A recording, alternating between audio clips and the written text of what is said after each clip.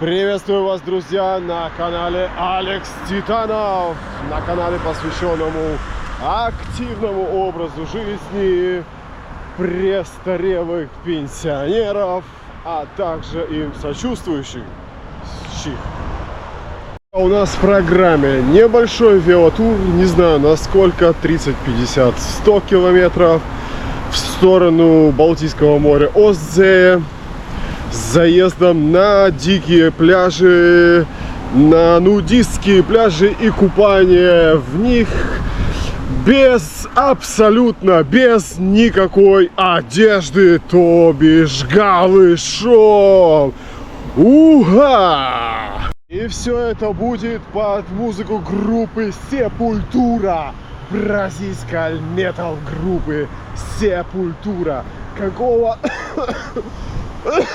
вот такой вот ураган сейчас опять стоит, поэтому я перекрикиваю ураган, сам себя и книжку в ушах, которая играет.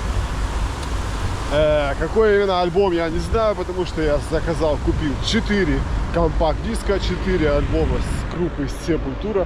Один я уже получил, один уже...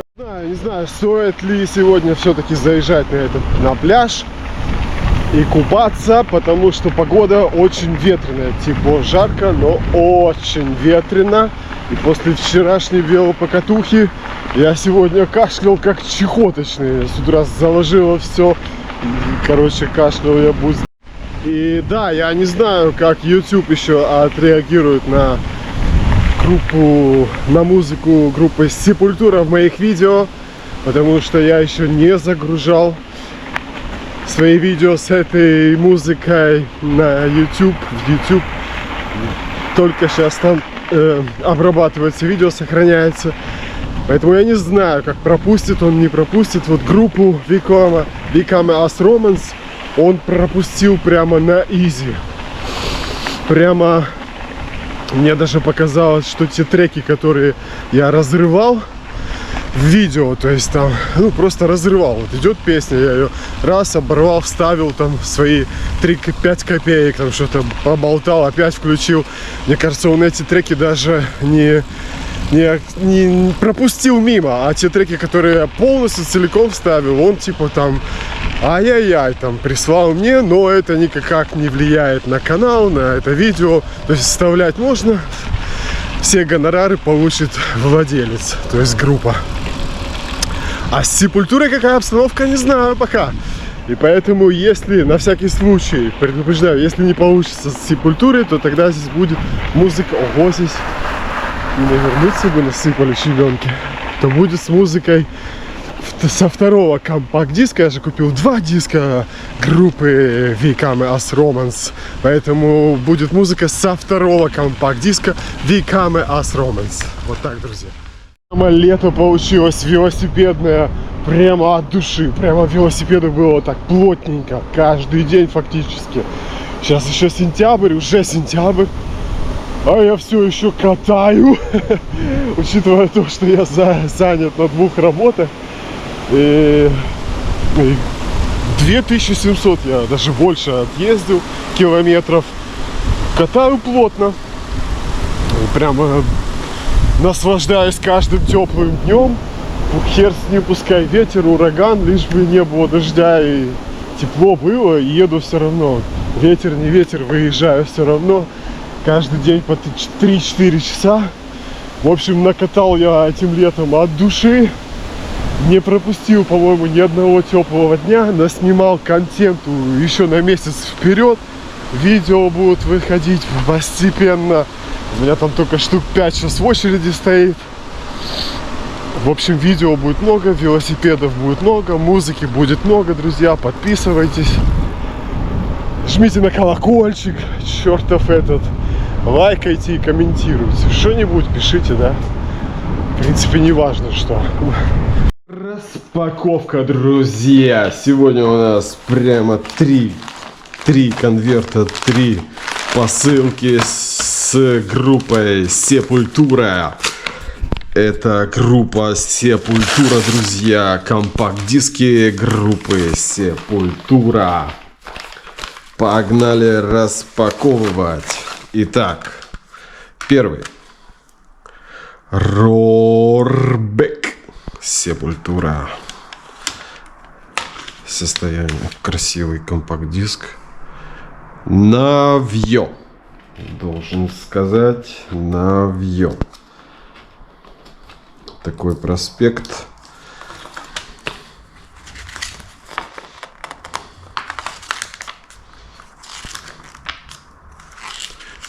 О, да.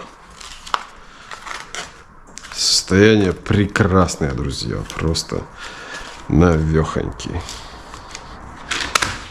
Погнали следующий.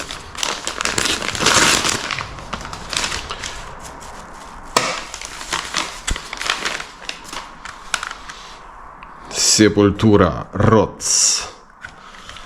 Состояние прекрасное. Прекрасное. Вот такая книжечка. Вот такой, по-моему, у меня был. Или другой. Не такой.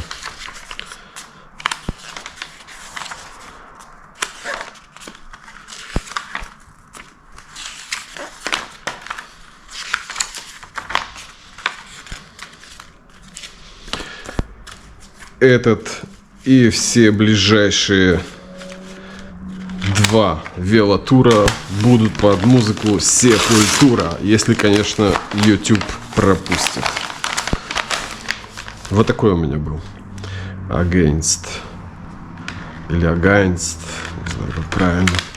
Блин, такие красивые компакт-диски. Тоже навье. Шикарное состояние.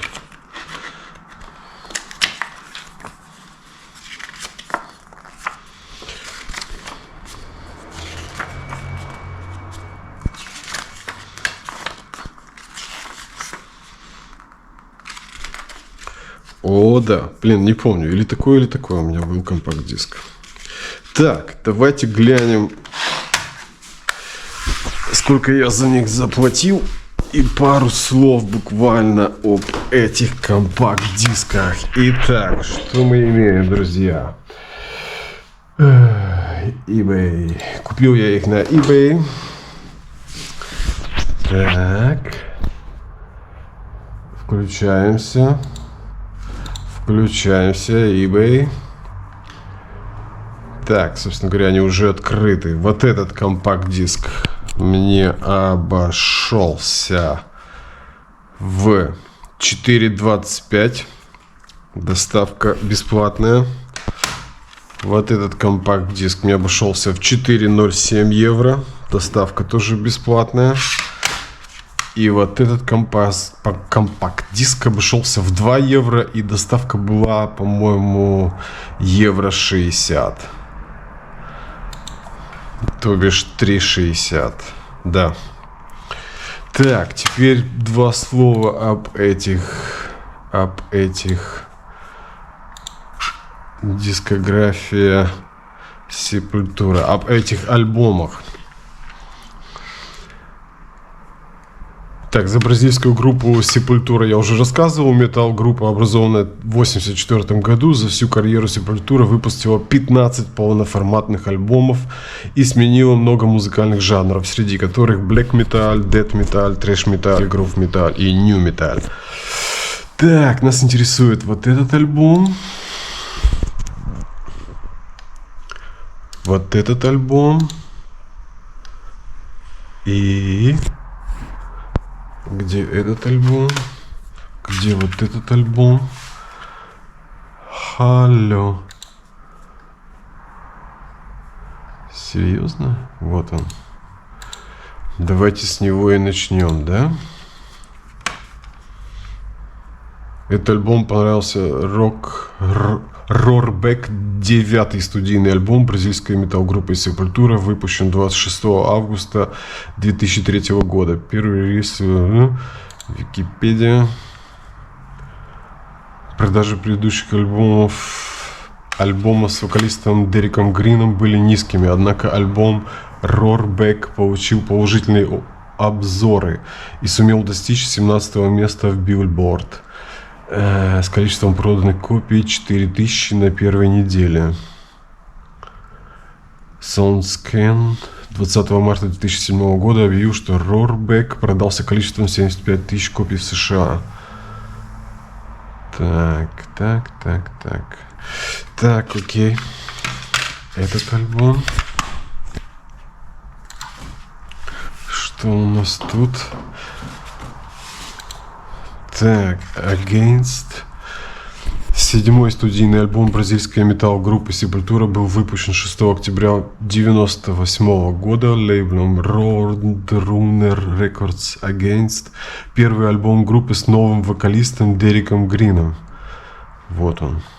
Который заменил основателя группы Макса Кавалеру, ушедшего из группы в 1997 году, когда в состав группы вошел Дерек Грин. Большинство новых песен уже были написаны, осталось только записать вокал. Отзывы Against стал полностью провальным альбомом в коммерческом плане по сравнению с Rods, продавшись количеством только 18 тысяч копий. На первой неделе в США общее количество продавшихся в США составило более чем 130 тысяч копий.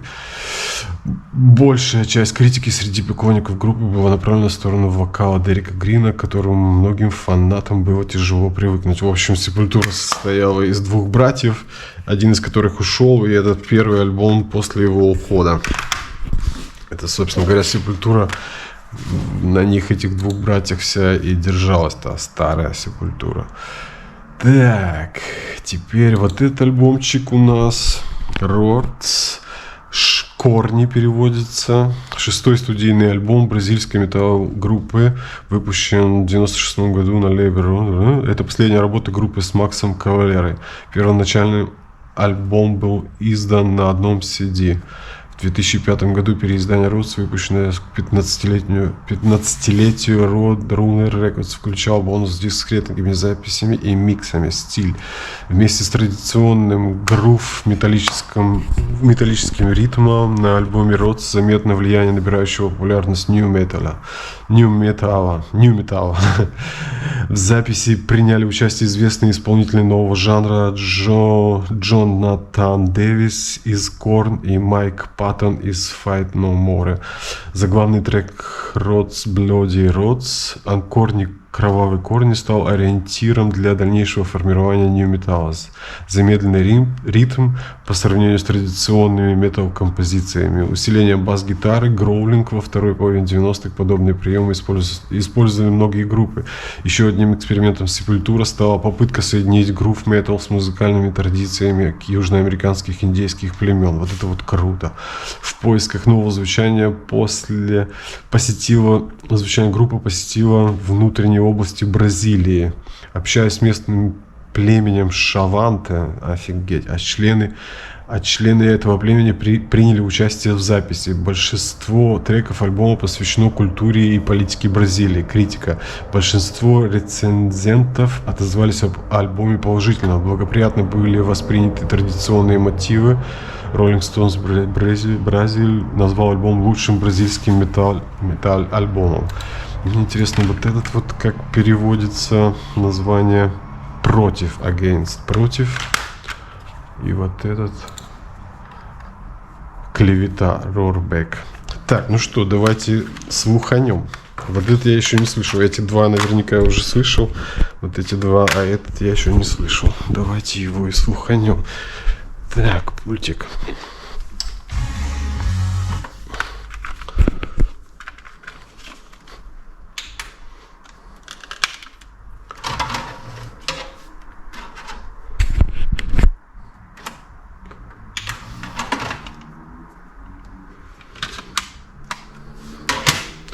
Погнали, друзья. Здоров.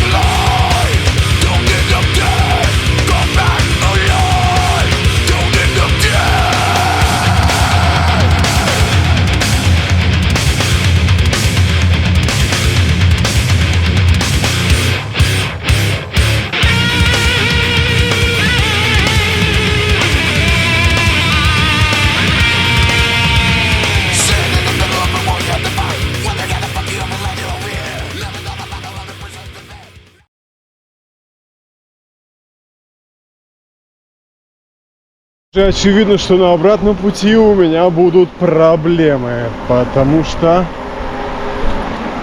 сейчас ветер в спину, куда-то в бок спину, а обратно будет в лицо.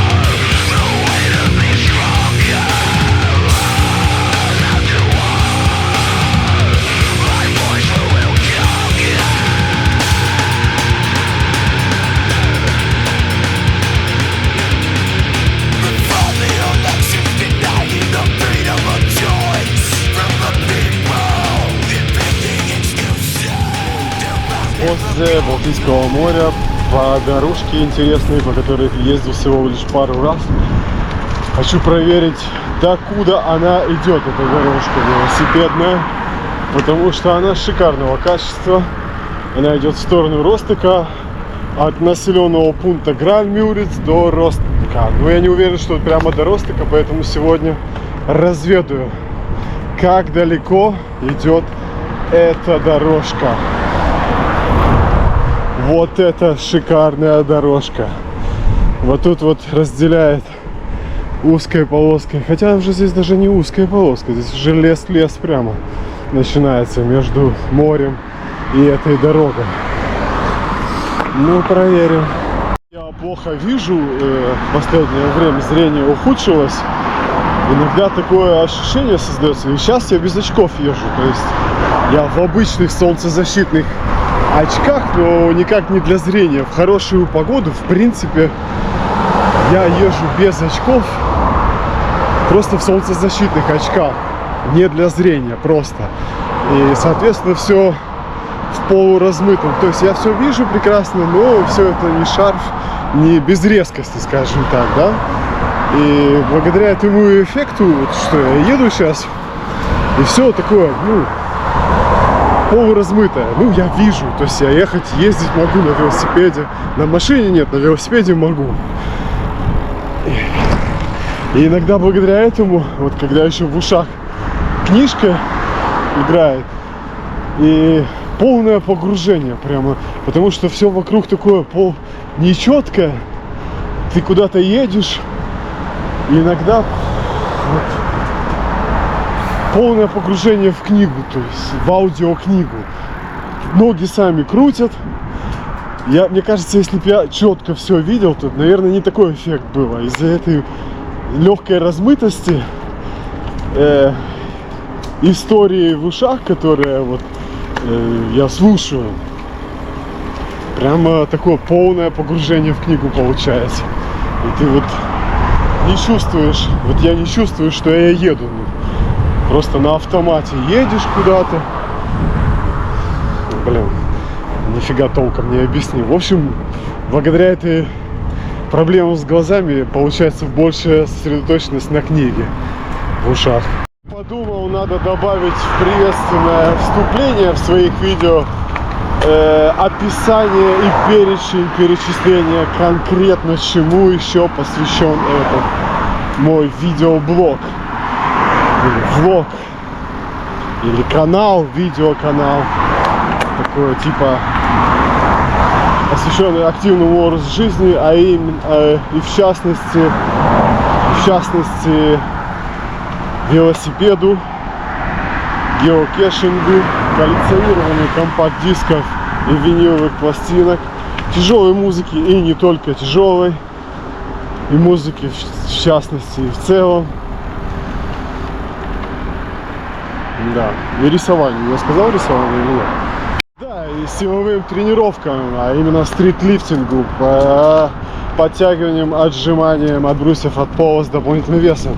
Надеюсь, я к ним вернусь, потому что сейчас я сделал недельную паузу из-за локтя, из вот этих вот проблем с локтем и с плечом. В общем, правая рука аш или им аш.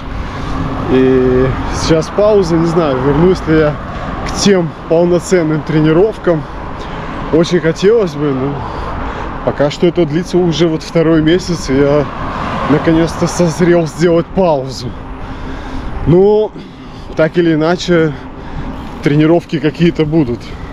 Поэтому еще к этому описанию. Итак, что мы имеем?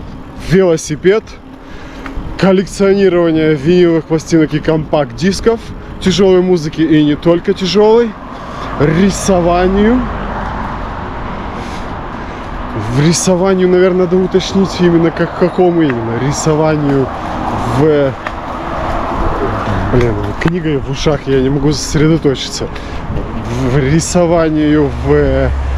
в iPad. Как это по-русски? Забыл, как в iPad.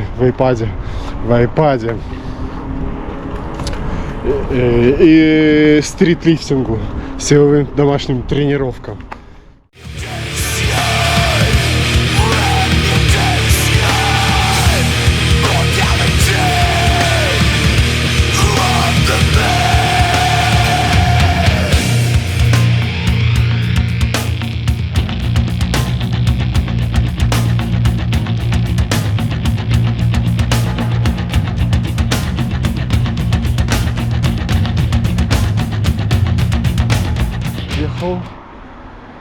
В прошлый раз я доехал до сюда и повернул обратно.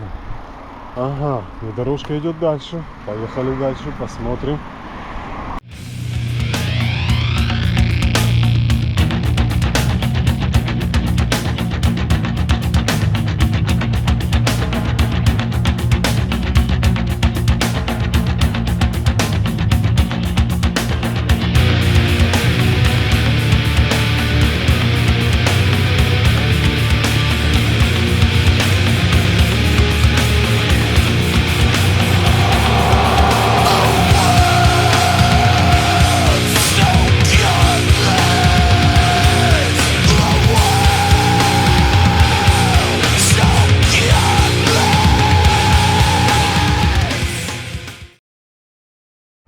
Прикольные места здесь. Ни разу еще, сколько здесь живу, На велосипеде здесь еще ни разу не ездил. Я подъезжаю со стороны электростанции. Вон он вдалеке, возле Ростока.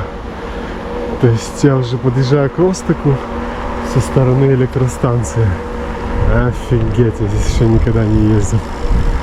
И я не собирался сегодня много ездить. Мне так интересно, что дальше, что я не могу остановиться. Я планировал заехать на пляж. И еду. А до пляжа надо будет возвращаться. И специально еще в сторону ехать. И, короче, пора бы повернуть обратно. Но мне прямо интересно, докуда идет эта дорожка. Это просто удивительно. Тут вообще никого.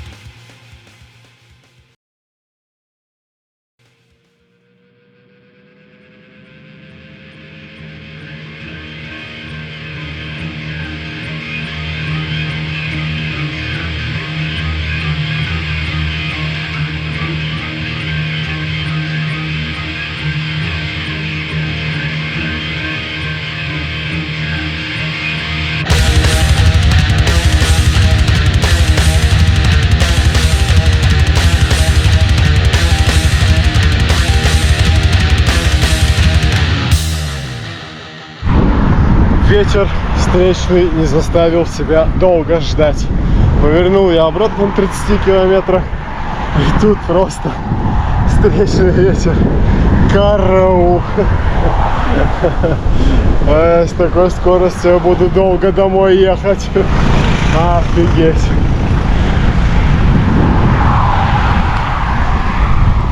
Единственная надежда, что я сейчас заеду туда, в лес. Там дорожка идет вдоль дороги через лес, и там будет ветер поменьше, потому что здесь открытое поле и вода, вон уже рядом залив, с той стороны море, здесь просто задувается страшной силой. Вот это у меня надежда, что там в лесу будет ветер поменьше, потому что если вот так ехать домой, то это я буду до утра ехать. Вон ветер какой. Особо не видно, но вот по траве. И он такой прямо встречный. Этот ветер меня вымотал уже. Я проголодался. И пришло время банана. Банан! Иди сюда, голубчик. Голубчик. Манкоки жрать хочу. О-о. О-о. Готов его вместе с кожурой съесть.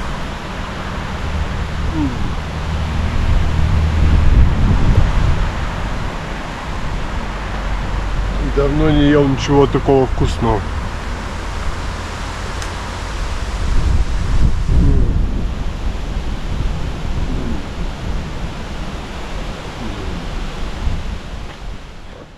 Сегодня любопытное коротенькое видео в ТикТоке увидел. Вот в ТикТоке, ну вообще в этих коротких видео иногда попадаются любопытные вещи.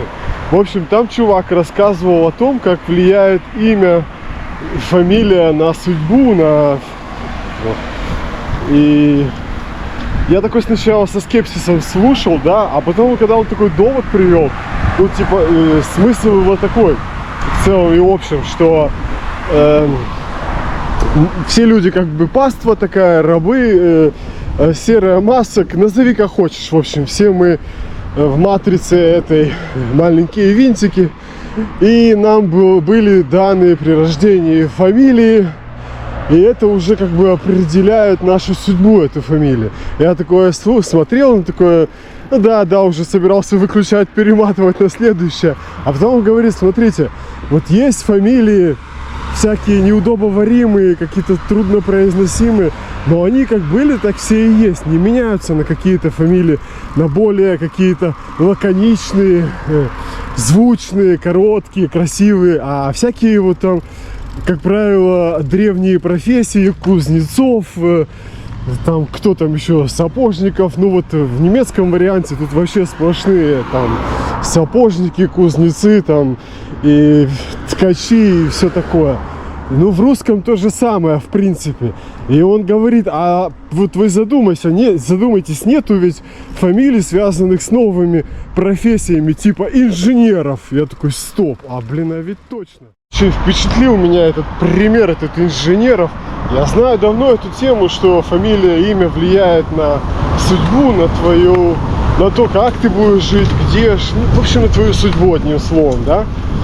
И интересная мысль, что эти все фамилии и имена даются из старых времен, и ничего с тех пор не меняется особо. Все, если там имена еще, особенно здесь, в Германии, великое множество, то фамилии все старые.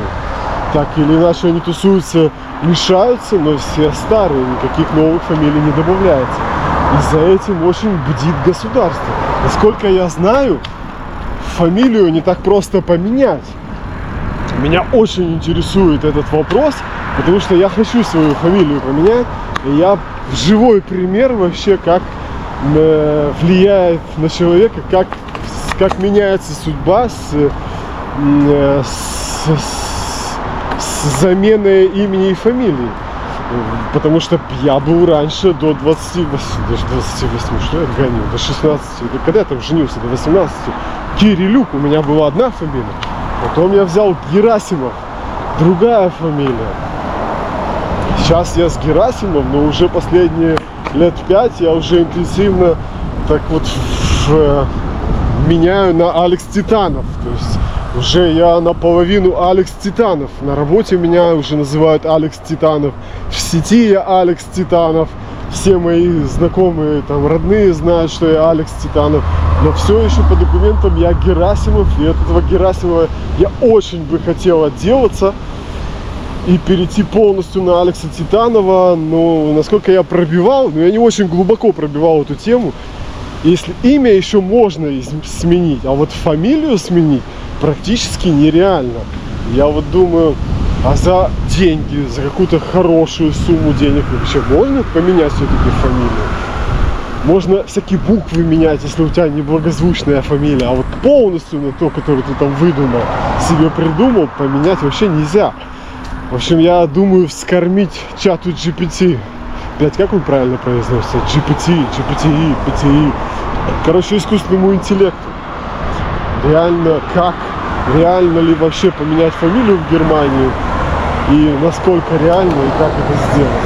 С удовольствием поменял. Потому что я знаю точно, что ты меняешь судьбу. Да, и, собственно говоря, основная мысль этого чувака в этом видео, что с заменой, что он там, много таких примеров, когда люди брали себе псевдонимы, там, Ленин, Сталин, там, их там очень много, в основном творческие люди, всякие знаменитые люди, у них всегда какие-то псевдонимы, всегда, потому что если ты берешь свои имя и фамилию, ты как бы берешь свою судьбу в свои руки, ты как бы этим говоришь вселенной, что я выхожу из матрицы, и теперь я буду жить по своим правилам. Вот такая тема, очень меня эта тема интересует прямо. Я хочу в 3-й раз сменить имя и фамилию, друзья. Ветра таки поменьше есть, но не так экстремально. И да, кстати, это видео я выставил в своей группе. У меня есть мотивационная группа в Фейсбуке. Так что, кому интересно, залетайте. Группа называется «Мотивируйся и развивайся» в Фейсбуке. Повторюсь, я там это коротенькое видео перепостил. Кому интересно, вступайте, смотрите. И меняйте свою жизнь, друзья, и берите ответственность за нее в свои руки. Хватит уже, чтобы ее футболили все, кому не лень.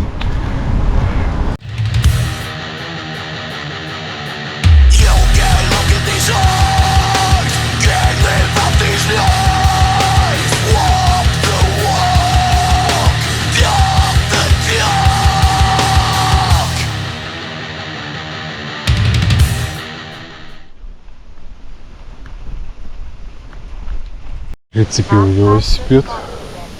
Не доехал я громулю до нудистского пляжа. Что-то не на ту дорогу выехал. Их столько просто, блин. Каждый раз выезжаешь на новый пляж. Сейчас посмотрим здесь, голыми купаются или нет. В принципе, он тоже... Ну, этот ближе к Грааль-Мюрицу, прям совсем рядом. Но я так подозреваю, вон люди тоже голые лежат. Что я твердо намерен опять купаться голым. Мне понравилось. Да, вон не голые лежат, просто я пизичков-то особо не вижу. И вон, и там голые. Короче, да. Я буду голый.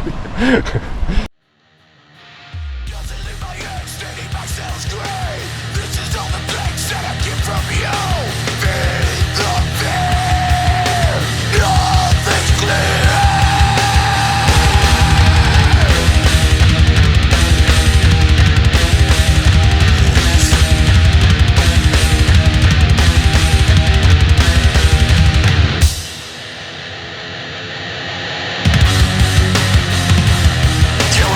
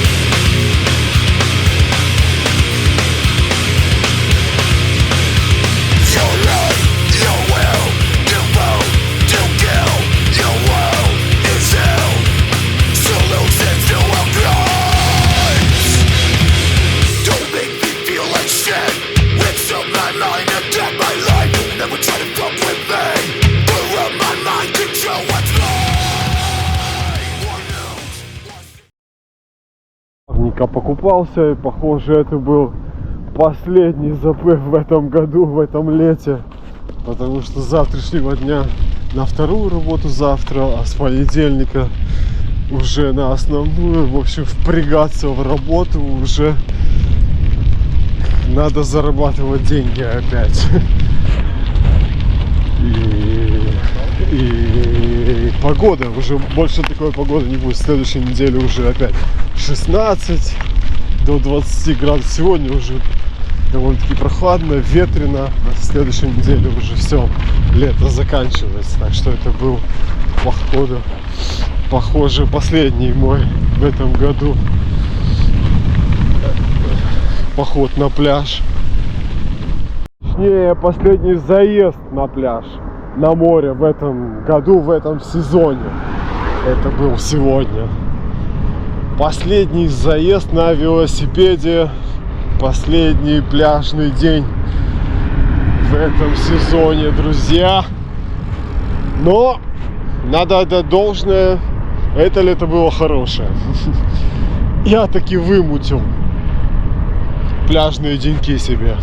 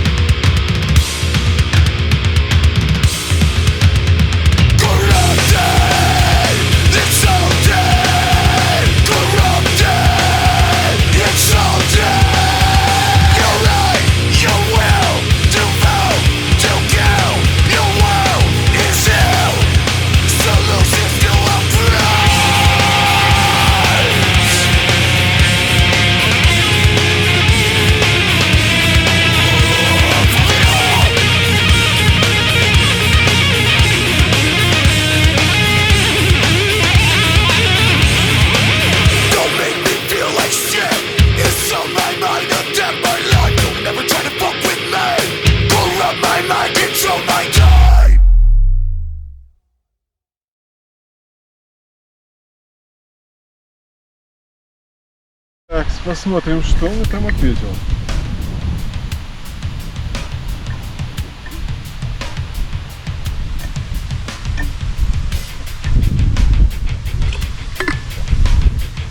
Просто проблема в том, что тут ветер стоит сумасшедший, а у меня сейчас микрофон через наушник.